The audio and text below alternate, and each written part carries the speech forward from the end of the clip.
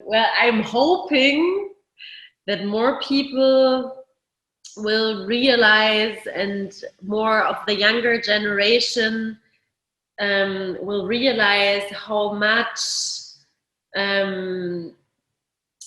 social and emotional influence just jams can have on you when they're real jams, and when they're not just competition events, but when it's really about the exchange, and when it's really about communicating with people through dance, and that you just exchange more with each other after the pandemic, especially not just on the social platforms but in real life, and that maybe the flow from just being YouTube b-boys and b-girls the past years, also due to the whole situation, will change again to just being more personal. And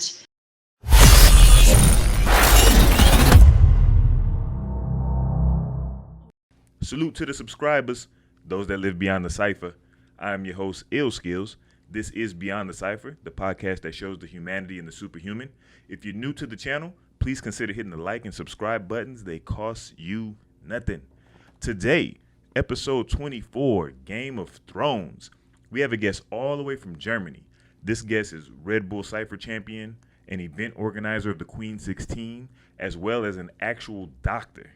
I introduce to you none other than Bgirl Loopi of Flexible Flav and Flow Job Crew. What up, Loopi? How you doing? I'm good. What's up? Oh, nothing, man. Just it's been crazy here actually in Arizona. There's been like a lot of storms, trees falling, things like that. But other than that, we're we're good out here. How's everything where you are? Very rainy too. Oh, really? What city do you live in? I live in Berlin. In the early hours of August 13th, 1961, East German construction workers, flanked by soldiers and police, began tearing up streets and erecting barriers throughout the city of Berlin and its surroundings. This night marked the beginning of one of history's most infamous dividing lines, the Berlin Wall. Construction on the wall continued for the next decade as it cut through neighborhoods, separated families, and divided not just Germany, but the world. To understand how we got to this point, we have to go back to World War II. America, Britain, and France joined forces with the Soviet Union against the Axis powers. After they defeated Nazi Germany, each of the victorious nations occupied part of the country. The division was meant to be temporary, but the former allies found themselves at odds over their visions for post-war Europe. While Western powers promoted liberal market economies, the Soviet Union sought to surround itself with obedient communist nations, including a weakened Germany. As their relations deteriorated, the Federal Republic of Germany was formed in the West, while the Soviets established the German Democratic Republic in the East. The Soviet satellite countries restricted Western trade and movement, so a virtually impassable border formed. It became known as the Iron Curtain. In the former German capital of Berlin, things were particularly complicated.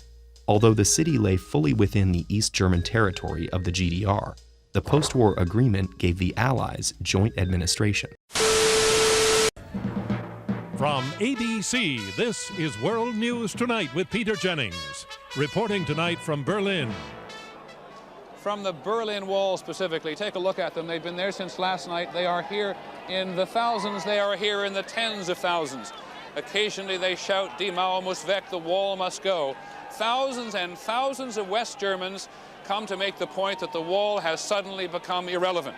Something, as you can see, almost to party on. How do you measure such an astonishing moment in history? The East German government said tonight they were going to make more openings in the wall, at least a dozen more. Put bulldozers right through the wall so that more people could cross to the west. The East German communist leadership tonight said there'd be a new election law guaranteeing secret elections which the rest of the world could monitor. And only 24 hours after East Germans were told they could go anywhere, anytime, the Soviet Union said that was a sensible move. Oh, wow. So a lot of history in your city. Yeah. Right, like world history. That's crazy. Berlin, huh? Okay, cool. Now usually I start by, how did you get into hip hop? How did you get into breaking? But with you, I want to talk about the fact that you're a doctor. that is crazy. So what is that exactly your practice? Well, at the moment I'm working in the ER, which means basically seeing all different kinds of patients, from the ones that just have a little cut on their finger and exaggerate and think they're dying, and then sometimes people that are actually dying. So it's like a very wide range, and this is part of the curriculum to become orthopedic and traumatologist. So I'm doing this for 6 months, but in total I'm also working in the surgery, operation halls, or just on wards. Basically, what I'm doing is seeing people that break their bones and we fix it, or people that have arthrosis and it's getting fixed, something like that. So if I come to a jam in Berlin and I hit one of my moves and just snap my wrist, I might see you at the hospital. Yes. No doubt. Word. Now, how do you find the balance between being a doctor and being like one of the top B-girls in your country? That's kind of a crazy contrast, because how much work you have to put into being a doctor, like when you were coming up in school with your education and things like that, but then having to find time to practice. Yeah. Well, I think for me, I'm just a kind of person that doesn't need so much relaxed time, say it like that. So I'm usually relaxing, doing sports and practicing too. So for me, this was the best balance to find. And I think I wouldn't be able to have done my whole university course if it wasn't for breaking, because it can get kind of dull and depressing just studying so much. So for me, this was actually a good balance back then. And with working, it's basically the same. It's just a very one-sided way being in this world, working as a doctor. And this just gives me a very colorful range of doing something else. And also, I just can't stop breaking. Right. So it's like medicine for the doctor. Pretty much. No doubt. Word. Well, now that we got through that, let me ask you, how did you get into breaking and hip hop? How did I get into breaking and hip hop? Well, a very big role in this plays my brother. He's a little bit older than me, 3 years to be exact. And he's been, like older brothers often are kind of a role model for me. And he's been in the hip hop scene before me already, doing graffiti, skateboarding a lot, and then being a big part of the German hip hop scene, and especially in rapping. And he just kept pushing once I started dancing when I was around 11 or 12, doing all different kinds of dance school stuff.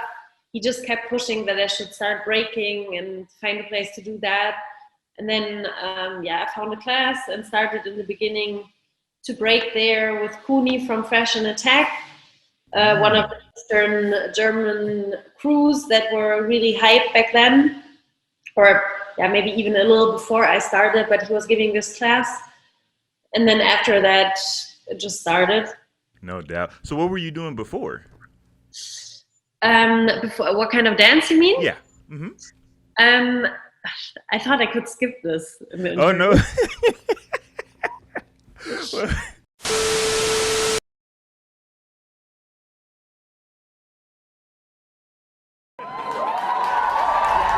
Dancing stars.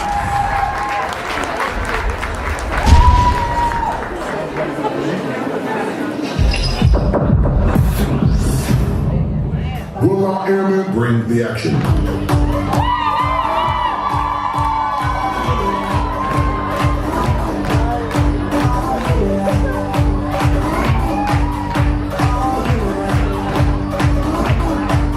the action.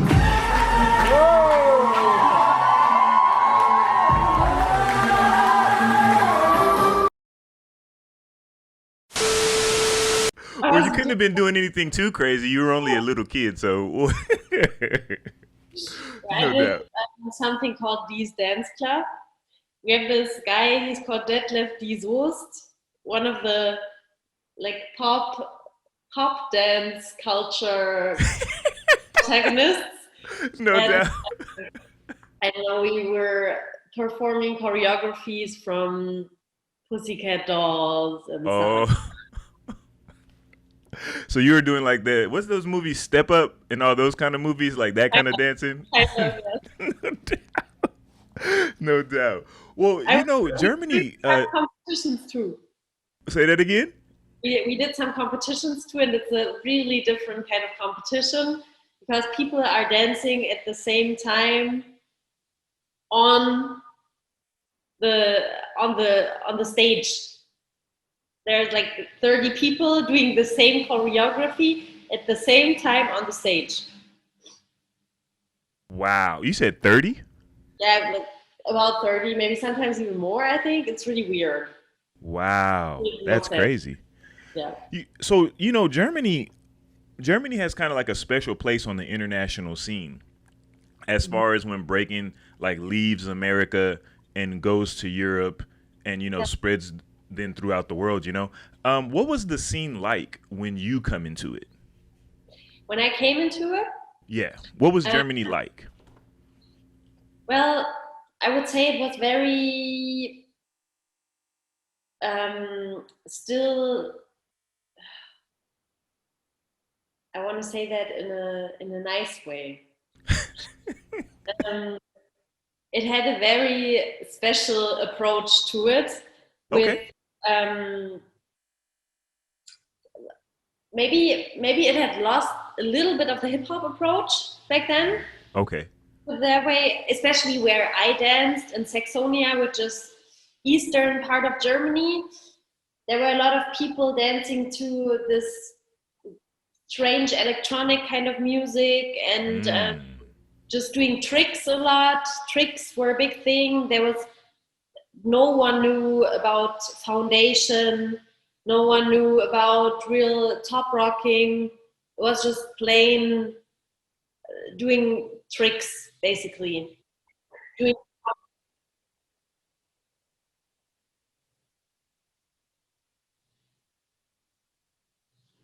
Yeah. Rubber legs, yeah. So you're talking about that movement?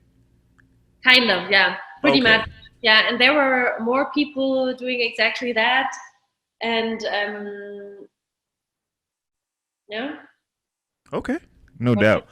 So you're in Flexible Flav, which is out of Sacramento, California, Yeah. right? But then you're also in a crew called Flow Job.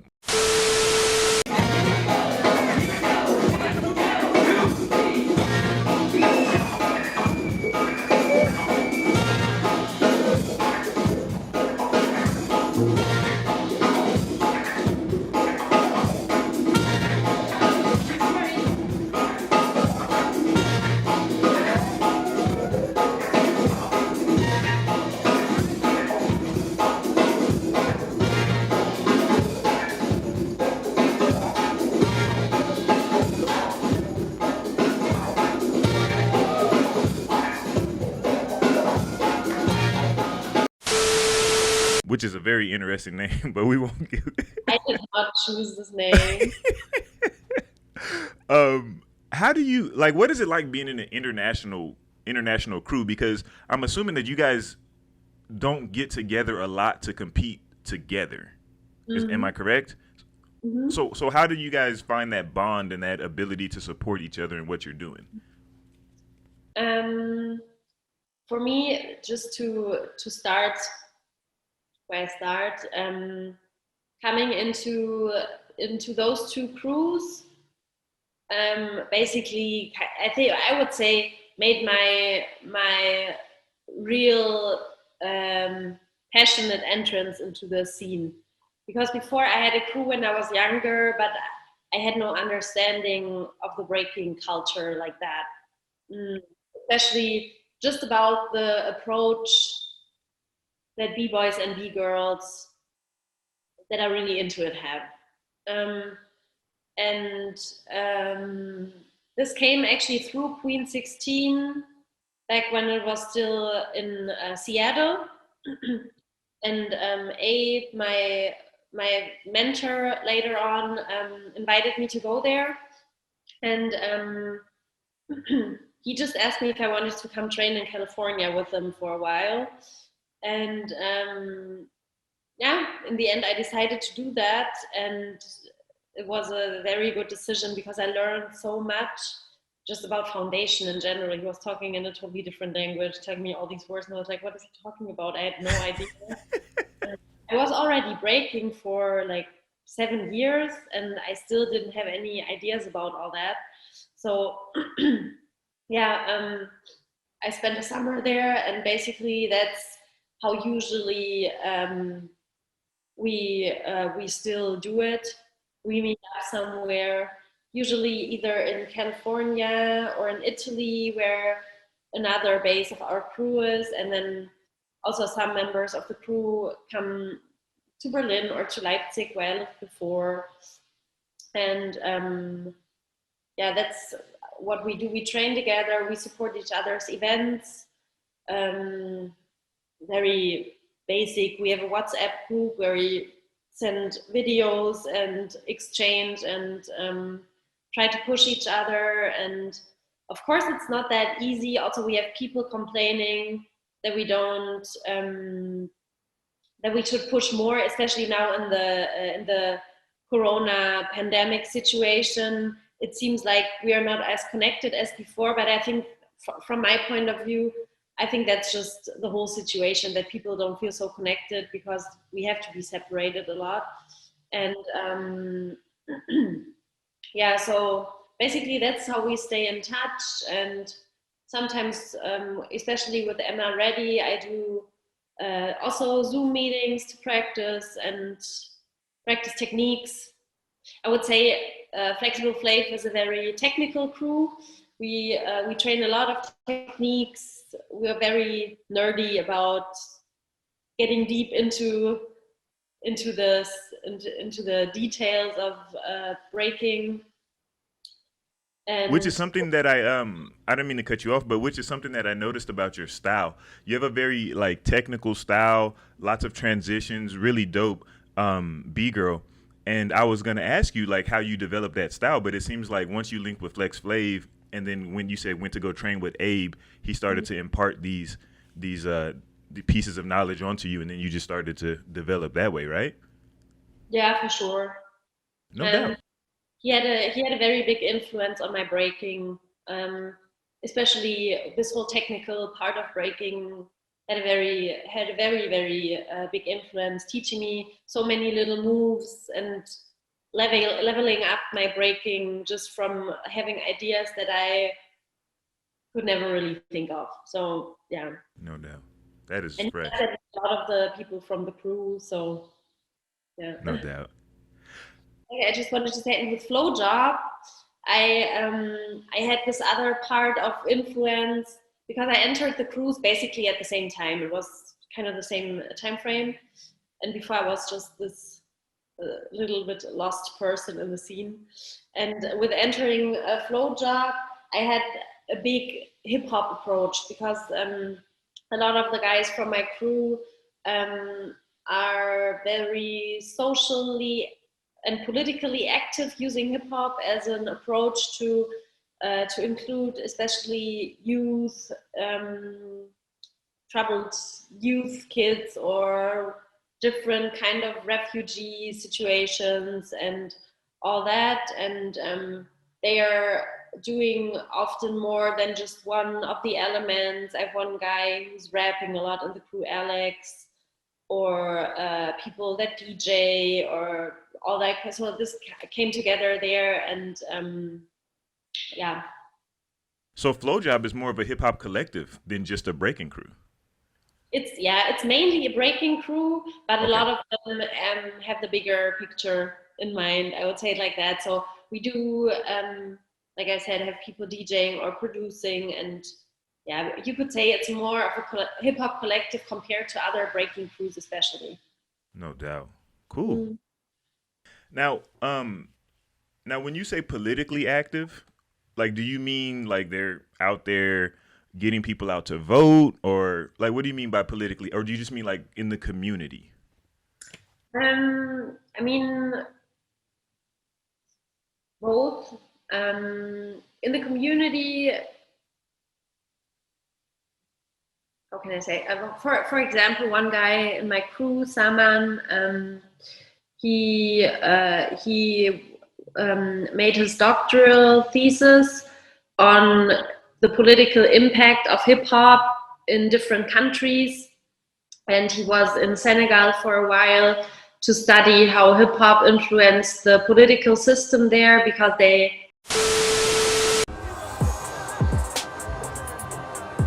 In most countries, political candidates hope for the endorsement of a newspaper or two, perhaps a media mogul.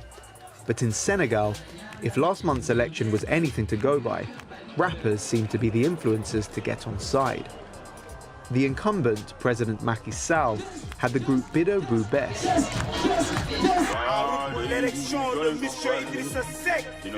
For former Prime Minister Idrissa Seck, it was Daddy Bibson. Meanwhile, another candidate, Ousmane Sonko, had 4 MCs backing him. I think the reason why rappers have played such a central role in Senegalese politics is partly because the country is extraordinarily young. They have a big influence on the whole community there, cleaning just cleaning the streets, for example, or getting people to vote, all that, compared to the States and how it has an influence there and the different bigger youth centers and stuff like that. And he's one of the people who founded KBC Crew, a younger refugee collective that mixed up with German younger children to build a crew together, and it's a project of inclusion, for example. And we have this, and then we have breakdance crew, another crew like that from another city, and Alex and Valerie, 2 of our crew, did it there. And Alex, for example, is working in a youth center, trying to get people involved in a productive direction, stuff like that. Wow, that's actually pretty dope, you know, and very much so needed, especially in underserved communities, you know? Yeah. That's dope. Yeah. So, Loopi, in 2019, you entered something called the Red Bull BC1 Cypher.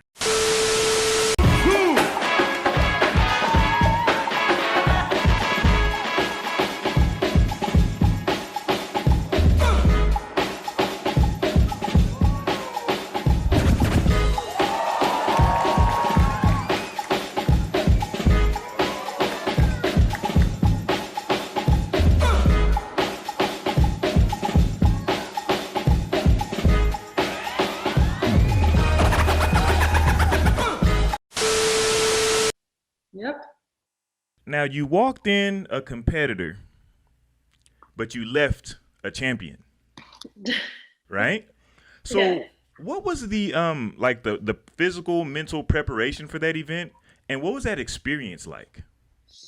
It's interesting that you ask now, as I entered the BC1 last week again, and didn't leave a champion. Oh no. And, it's interesting because my mental preparation and my physical preparation in 2019 actually wasn't very well. Oh wow. I just started working in another hospital, which is known for very hard working situation, a lot of over hours, and I just started, so I didn't have an idea if I would even be able to go to the Cypher, as the pre-selection was on a Friday and I had to work. So I said, okay, I will just see if I can go, I'll go, because it was in Berlin that year, so the city where I lived already. And then in the end, I had time. I had time to go because I could leave work a little bit early even, and entered. And I guess really relaxed, because for me, I didn't really care. I was just going, checking out the jam, and then I decided when I was there, pre-selection still open, so I'm gonna enter and see what happens. And then the next day were the half finals and the finals at the main event. So I kind of was just entering, didn't really care, because for me personally, Red Bull BC1, after I entered, I have to say I have more respect for the whole event. I can be honest, I was hating on it a lot before, because of course it's something that comes into the scene and just changes a lot. It's more of a fan-based event, more of a show event, a different approach than the whole breaking and hip-hop approach that we usually have. So yeah, but I have to say, entering it, at least I have a different idea about it now, and what Red Bull also does tries to approach and do for the breaking scene. So yeah, I'm coming from A to B, but yeah, my mental preparation was just not existent, I would say, and physically also, I just started working there. I didn't have time to practice as much as before. So maybe my body was just really recovered from overtraining. Right. So that's the only preparation that I did have.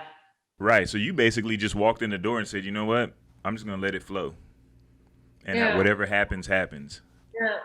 That's pretty dope. Like, so you said that just recently you didn't leave a champion. I'm assuming that your preparation was a lot different this time. Yeah, it was over the whole COVID time. I would say I worked a lot on myself. Okay. Personally, mentally, and also I realized that for me, I used to be a very competitive person in general. Not that I go to events and be very competitive there, just for me personal, what's the English word? It's just pretty much just working up to a certain goal to reach it instead of enjoying the whole process. Wow, okay. I realized that I'm really trying to change that. I'm still working on that. It's probably gonna take my life to stay there. But yeah, I'm trying to be more in the process and more being in the moment rather than being in the future. And I knew that when I was asked to enter the BC1 again this year in the top 4, that I would actually, that this was going to be very difficult for me, staying in the mindset that I want to stay in. So that was actually for me the harder situation, not to fall for this whole goal orientation and falling for the fact that I want to win, of course, at a battle. I had a lot of discussions with different people also about it, what's a good approach, because of course, once you enter a battle, you go there to win. I'm not going there to just not care about the end of the whole battle. Then you don't go to a battle, then you can cypher and chill.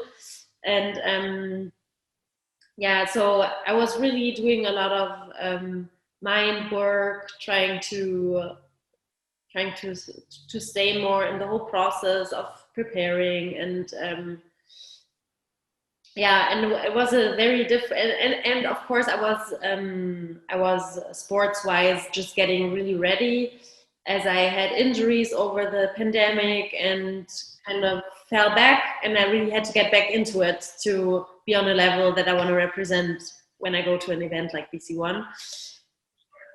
So I was super prepared. I was really ready. I was burning. And then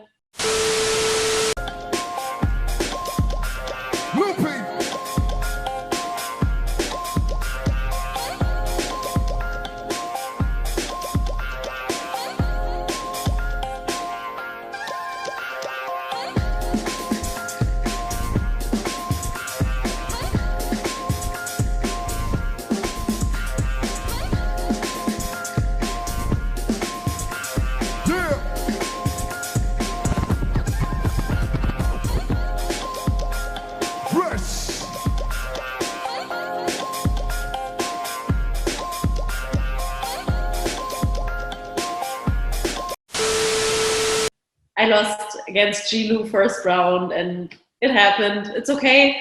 It's not such a deal. That's something that was really different for me. I think I would have been so mad and upset before about something like that, and now I'm okay with it. No doubt. And I actually, I watched that battle. I have a question. So, are you guys rivals? Because it seems like, I mean, you're telling me that you were, you know, trying to be calm and so on and so forth. But when you were battling her, it seemed like you were going at her. Is that just your battle style? Because when I watched the 2019, you didn't do that. Yeah. You were just like, you know, but then I also know now that your attitude was different. Yeah. You know, you were just like, I'm just going to give it my all and just see where it goes versus, you know, really preparing yourself, right? It seems like you were there to take heads. Well, yeah, it's not to be understood wrong. It's not that now that I did a lot of mental work and working on myself that I don't feel like I can really push in a battle. You know, a battle is still a battle. That's what I realized for myself. And I wanted to try it too. I've never battled like this. Everybody afterwards was like, I've never seen you battle like this. I've never seen me battle like this either. But I wanted to try. I wanted to be a little bit more playful in a way, you know. It's just a battle. In the end, it's not to be taken too seriously in real life what you do there.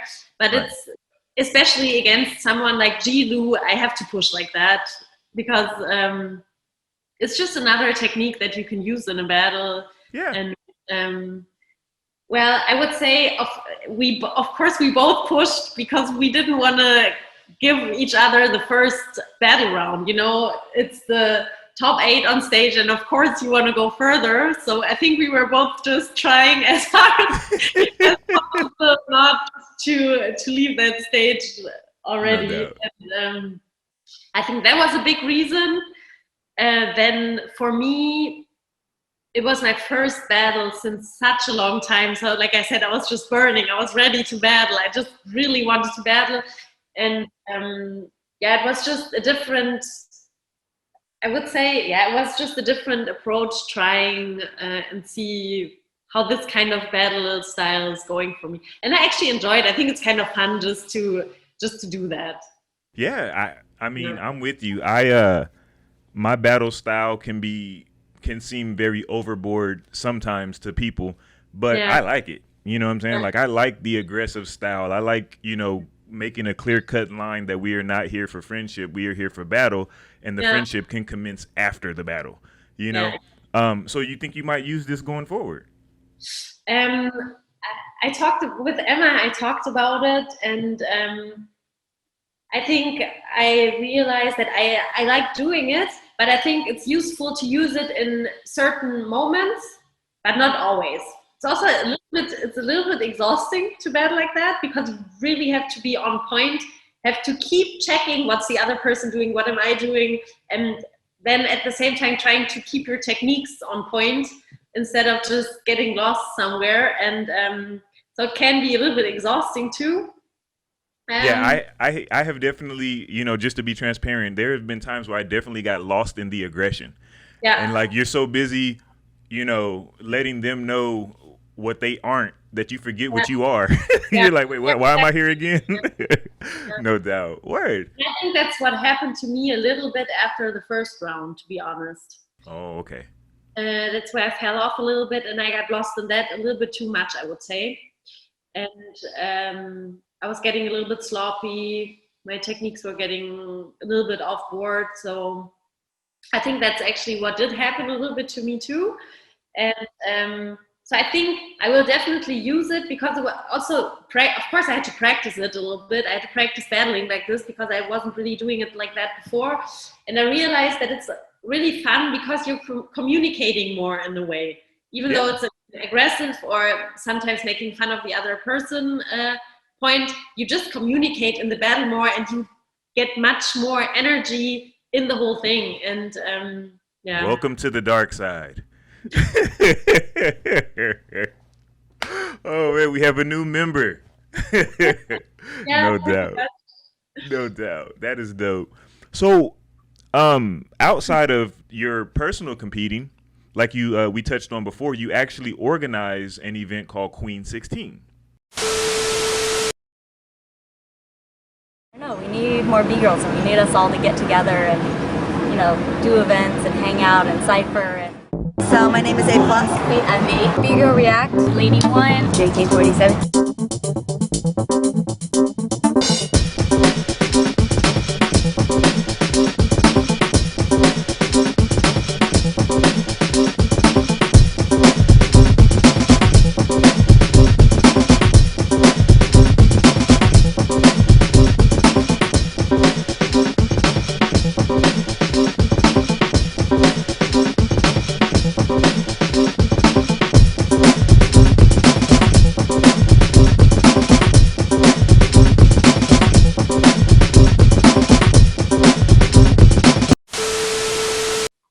So,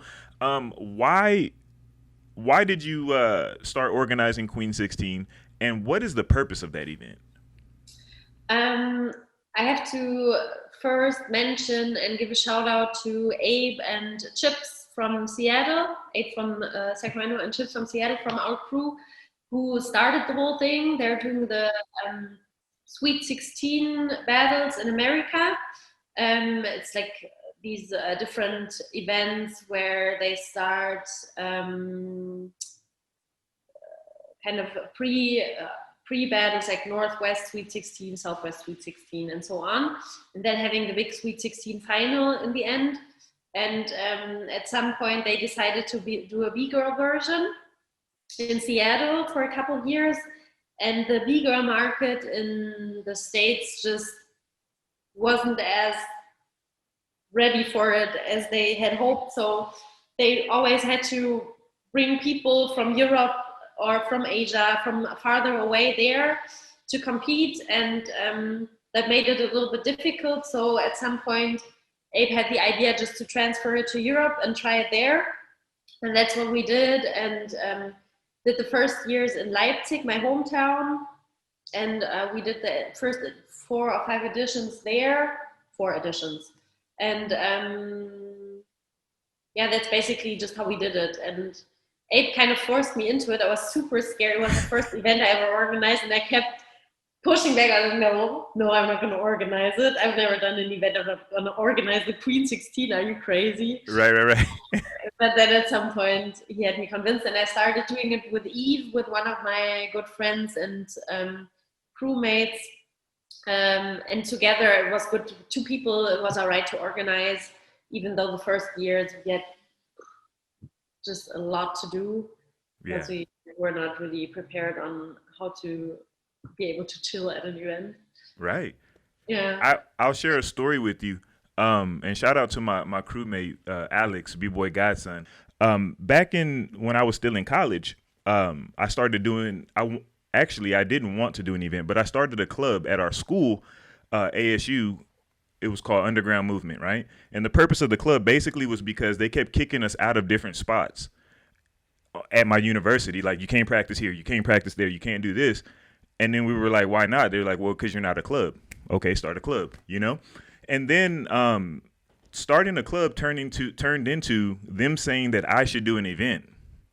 And I was like, I have no event experience. Alex came up with a name. It was called Rec Center. And I was like, that name is whack. I was like, I have no experience. That name is whack. This is going to be a tragedy, right? That's what I'm thinking. Like, this is going to fall apart. It's going to be whack. And now, granted, too, I had just moved to Arizona. So I'm within my first year of being in Arizona. So it's not like a lot of people even know me here at that time. You know what I'm saying? So everything is against me. We do the event. The event was actually a success. The community supported it, and we were able to give even $1,000 to like it was like a school for homeless kids. And so after that, I was like, oh snap. Well, you can do positive things with these events, and maybe I can do the event. And that eventually turned into the NBL years later, and then I was doing series events and so on and so forth. So I say that to say I definitely feel you when somebody else is like, you should do this. And you're like, I can't do this. So, but anyway. from my understanding, and correct me if I'm wrong, Queen 16, like, you guys have panels and discuss like topics and issues that are important to the female B-girls, right? The female breaking scene. Is that true? Yeah. Okay. Now, do you think that more events should do that? Because I know a lot of events are like, just come, compete, leave. Come, compete, leave. But, you know, giving voices to the females, or giving voices to, you know, whatever sector of the culture, is, in my opinion, very important. Do you think more people should do that? Of course. Otherwise, we wouldn't do our event that way. For us, it's a very special way of growing an event, and even though I really enjoyed the Queen 16 and the Sweet 16 in the States, it's also basically just a competition. And we said we want to do a festival. It's more of a festival character. We have a whole weekend, and our approach is to just create a family vibe, to really exchange with each other. And we tell all the competitors always, please try and come the whole weekend so we can get to know each other, so we can exchange. So yes, in a way, we do the panels also to have a proper situation to discuss things. But basically, it's just about exchanging and getting people together, and just trying to have everybody have a good time, not just battling one round. For some, it will just be one round and then leaving, but to really have a good experience and go back and taking back good stories and good memories. And we do that with having little parties. It starts with that you can just enjoy yourself at little dance parties. And then, of course, we have these discussions.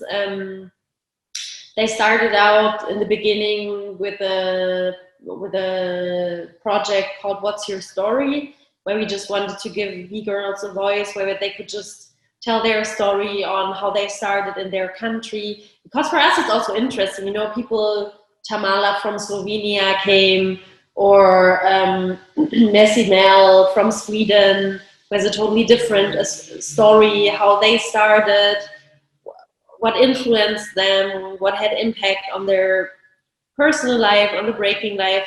So it's usually really interesting to hear those stories. And that's what we did in the beginning. And of course, out of this, discussions just arrive, and B-girls come, especially with Messi Mel from Sweden. It was very, very touching, because she told her story on how she was,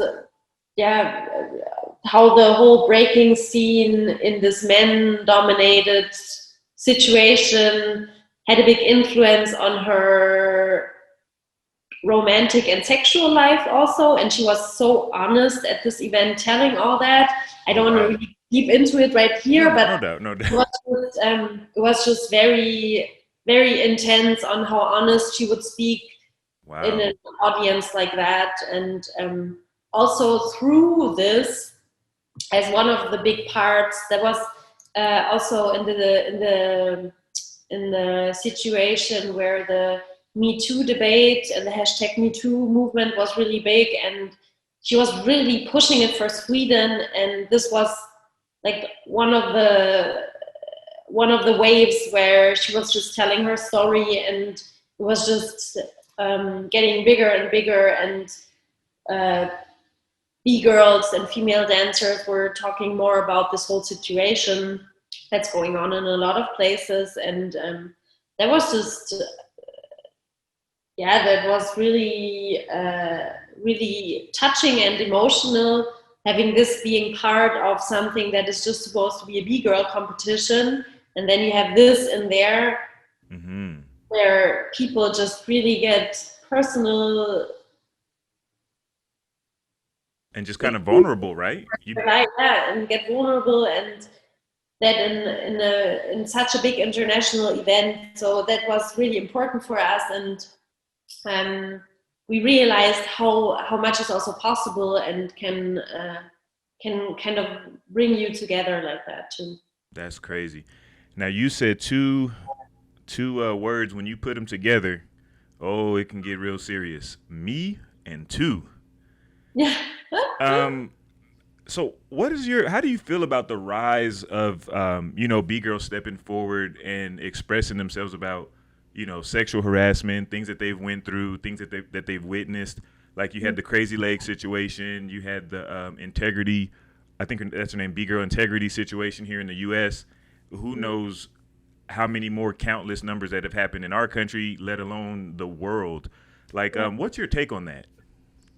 I know it's kind of like a open question that can go all over the place, but just like in general, how do you feel about that? I have to say, I think it's a very important thing to discuss in public, for sure. I feel like you said, it can go in so many different directions, and it's really important to hear the stories and to hear what crazy shit can happen when it comes to that. But on the other hand, I feel like it's a very, very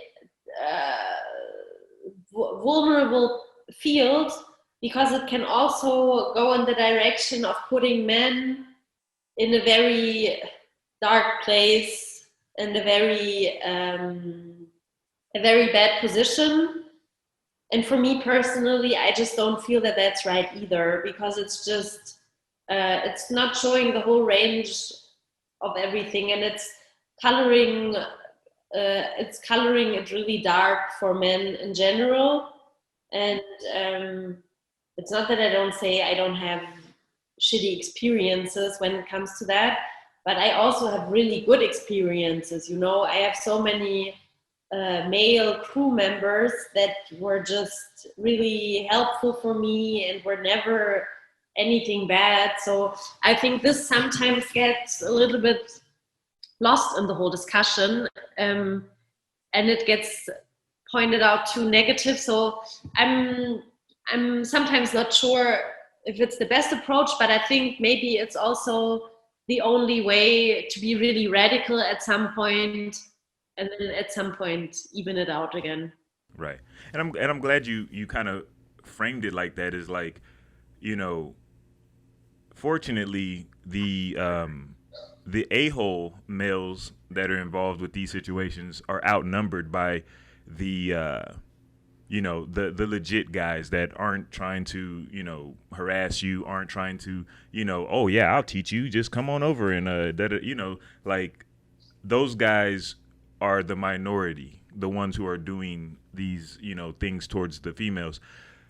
Just the same thing with the females. Like, there is a number of females that are sleeping around, or trying to use their sexuality or their body to gain whatever they think that they're going to gain. Do you think that they give a black eye to the girls who just want to be judged on skills alone? You tell me. I think that's difficult to say as a female. I mean, it's always something I've been really protective of, maybe a little bit overprotective for a long time, to make sure I'm not gonna fall into that raster. Mm-hmm. And definitely something you have to be careful with, I would say. But I guess in the end, it just depends. There will always be people seeing it from this point of view, and other people who see it from a very different point of view and would never put you in that range. So right. I wouldn't say that a couple women are able to paint a picture of the range of women that exist. Right. No doubt.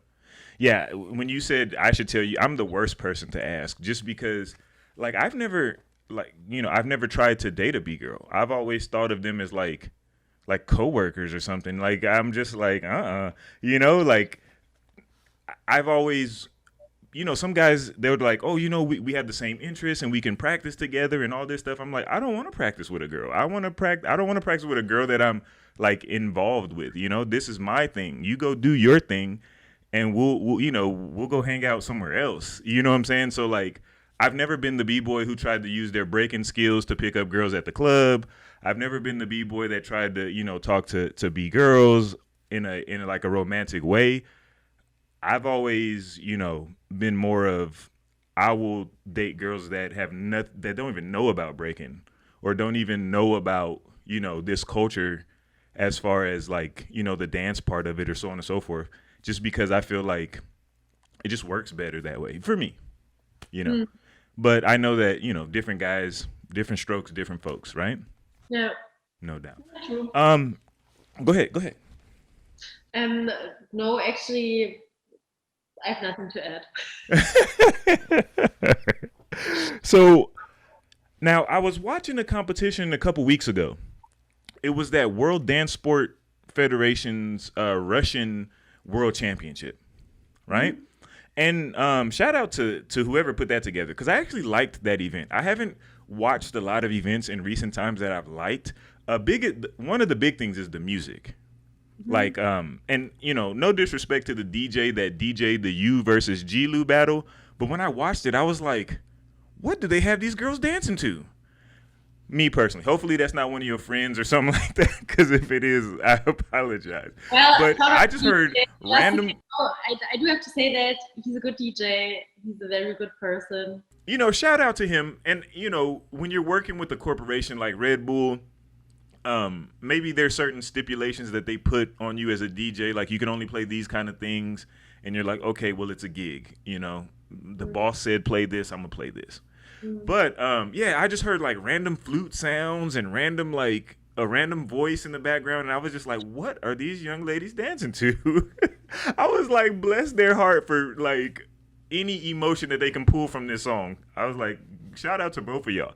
But I had almost no emotion to the song, and afterwards, one of my crewmates, Roby, he said, well, I thought that was one of the best songs that was played that night. In comparison, he was like, well, wow, I think I'm lucky. And I'm like, yeah, maybe you're right. I don't know, but right. But anyway, and I listened to it afterwards at practice because I thought, okay, maybe I was just really nervous and I didn't get the feel of it. And then I was playing it again and tried to dance, and I was like, no, there's not really anything coming. No, I sympathize with you guys. I was like, oh my gosh, it's such an important event and such an important moment. You got the random flutes and the random voice song. But I say that to say there were two things that I noticed about that event in Russia. Yeah. One, that you were not on the the German national team. Why was that? Yeah.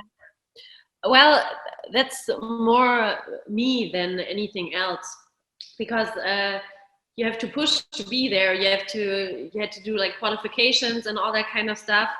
And one was that I was injured back then when the pre-qualifications happened. And also, I don't really feel like going to the Olympic Games. I don't know why.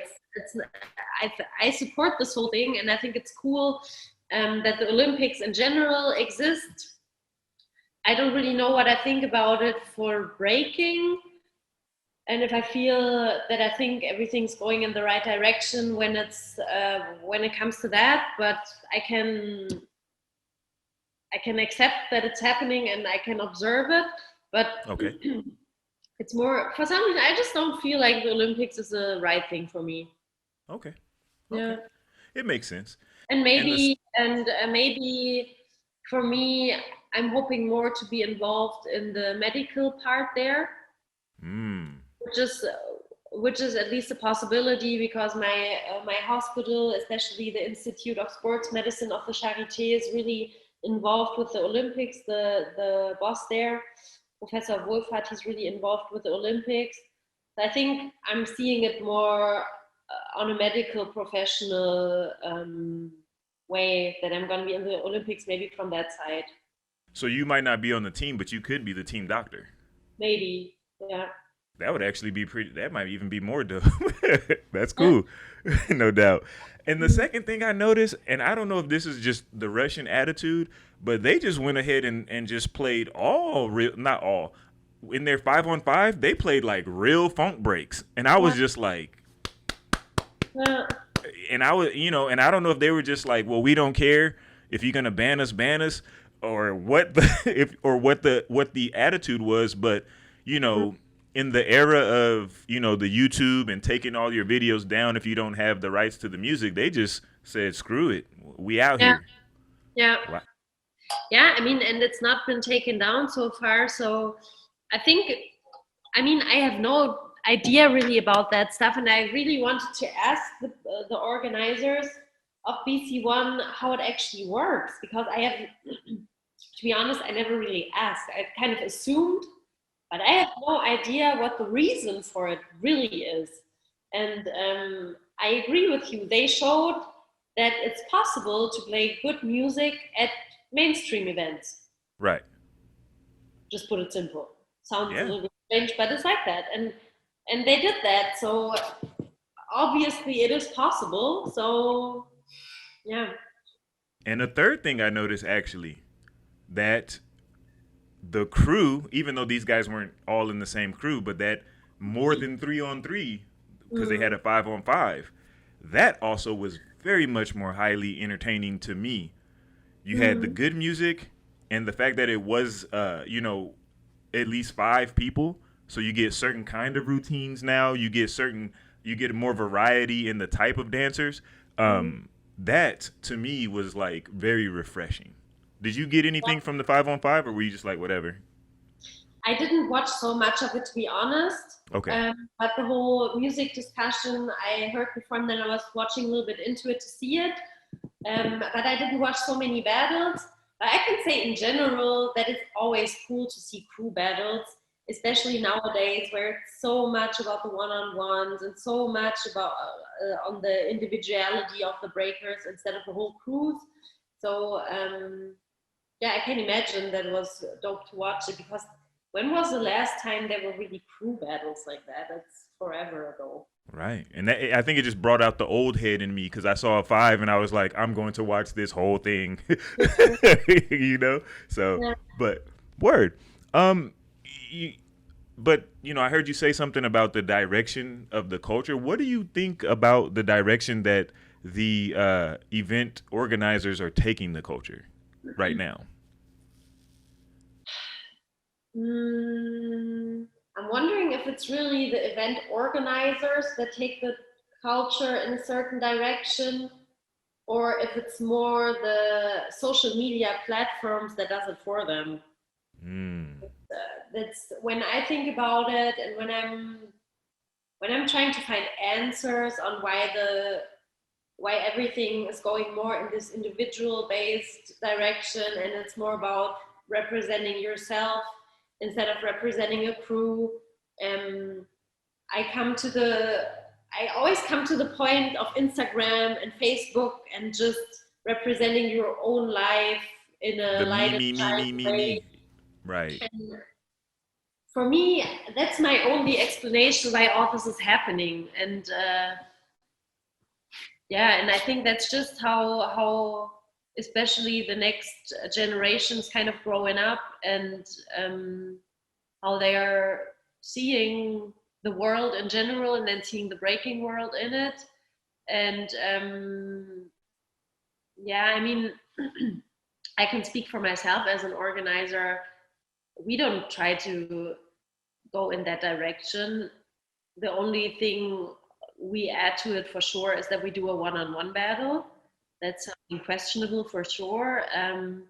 With Bgirl battles, of course, it's difficult to do crew battles. We were thinking about changing the whole concept, doing a 2-on-2 before, but then we just realized it doesn't really make sense for this event we do. We did always have a 3-on-3 there before, which we don't do this year, more due to the whole city change and everything, that it would have been too much maybe.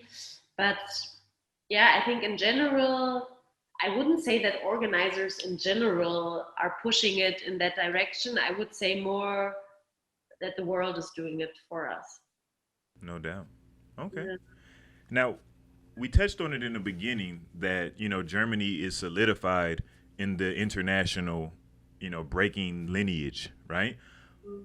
As somebody who is at the, you're at the top of your country right now, right? You're one of the top B. If anybody had to say who are the top 5 B girls in Germany, they would have to mention you, right? Where do you think Germany? What do you think Germany, the scene in Germany, looks like in 26, 27? So in 5 years from now, basically. Mm-hmm. Yeah, I can just pull a random guess. Go for it. I'm going to go with the favorite version and my personal dream, what I want. Okay. Hey. 5 years. Well, I'm hoping that more people will realize, and more of the younger generation will realize how much social and emotional influence just jams can have on you when they're real jams, and when they're not just competition events, but when it's really about the exchange, and when it's really about communicating with people through dance, and that you just exchange more with each other after the pandemic, especially not just on the social platforms, but in real life, and that maybe the flow from just being YouTube b-boys and b-girls the past years, also due to the whole situation, will change again to just being more personal, and just creating your own thing. And what I would really like to see is just b-boys and b-girls not being so secure in it anymore. And I read, I don't know who did this quote, but I read it on one of the b-girls WhatsApp photos. Ladi Dadi is her name. And she said, the quote said that the most amazing breakers are the ones that are vulnerable in their dance. And I found this so beautiful, because it's true. It's the ones that take the risks and that don't really care and just go for it, that make it so much more interesting. And I'm hoping that this somehow is going to go away, that it's not about at the competitions I have to be on point and I can't make any mistakes, but that you say I'm just going to be vulnerable and see what happens. And that's just going to make it more interesting. And I'm hoping that somehow it's going to go more in that direction again, that people don't give too much shit about it anymore. No doubt. And when you were saying that, it made me think of back when there were more styles in breaking. Yeah. Like now there's, okay, I like that you kept using the word competition. There's like the competition style of breaking that many b-boys and b-girls are conforming to. When, maybe 10, 15 years ago, you had the abstract style. You had people who focused just on power. You had people who focused just on tricks, just on foundation, just on flow. And it was almost like, you ever seen the movie Warriors?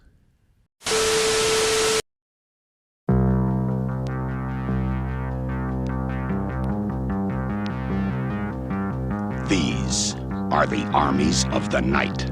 Can you dig it? Can you dig it?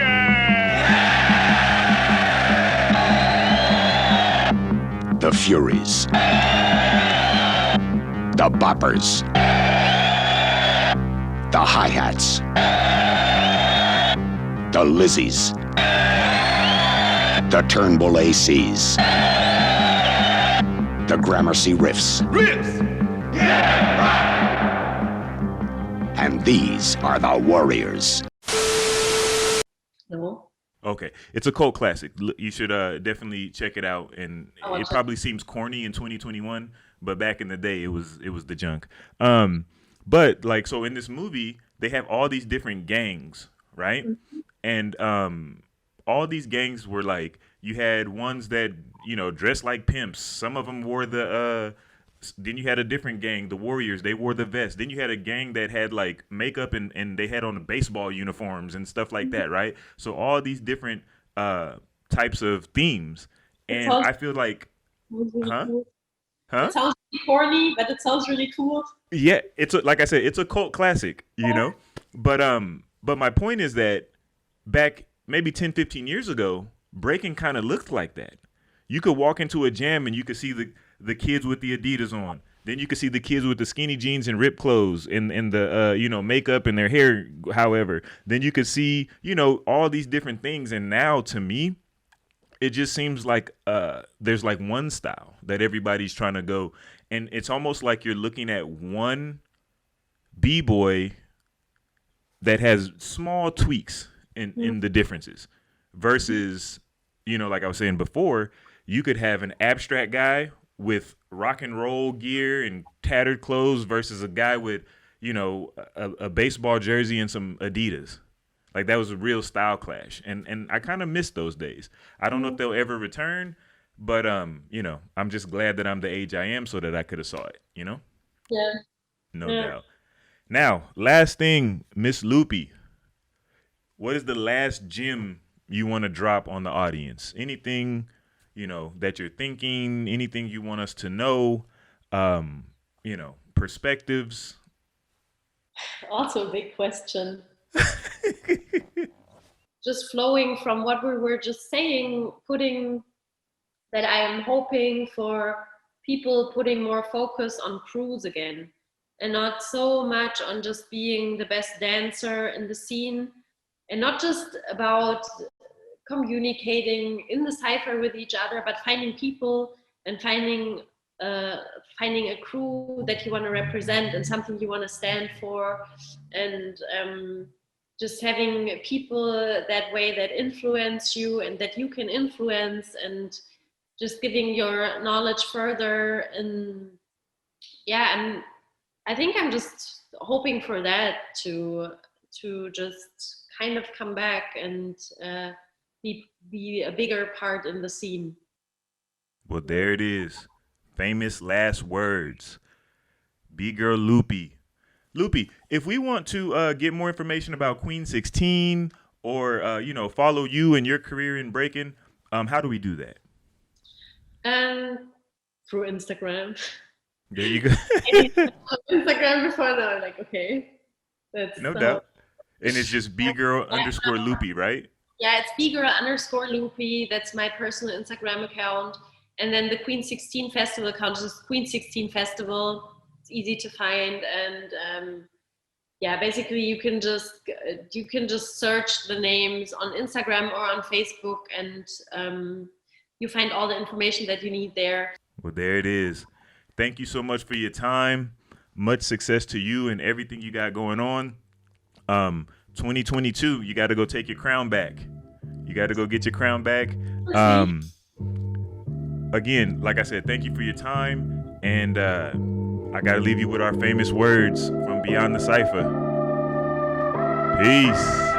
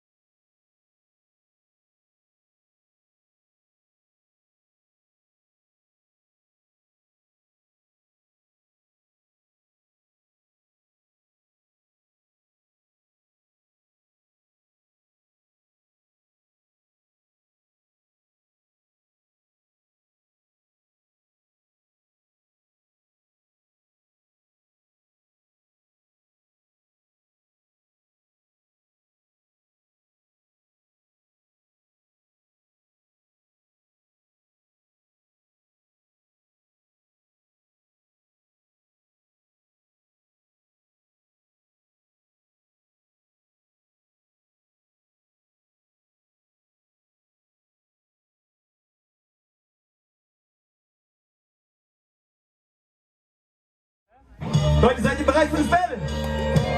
Erstes Halbfinale, let's go!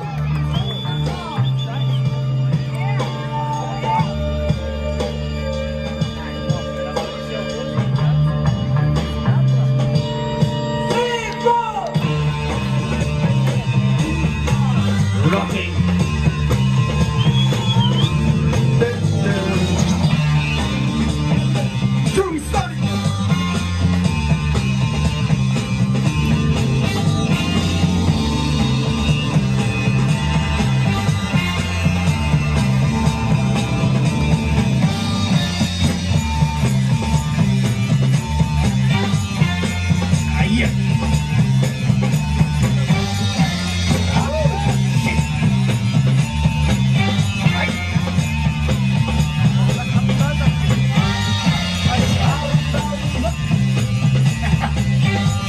Visualizing the vocals.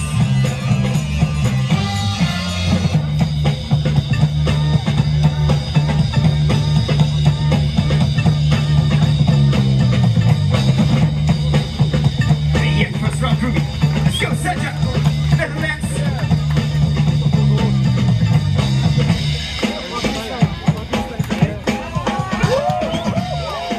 Repairing the engine.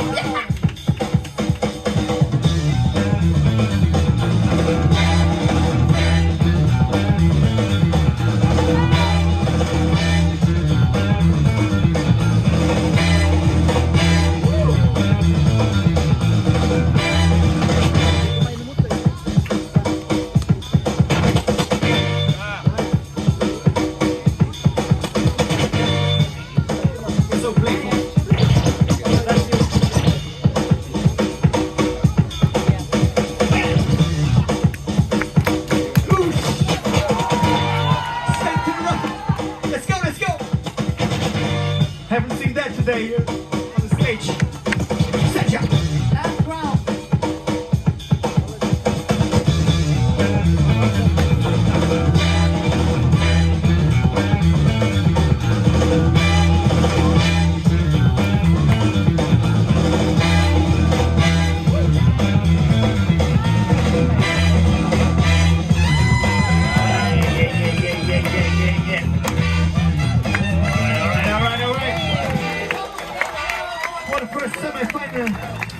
People, give it up for Groovy and Saja for providing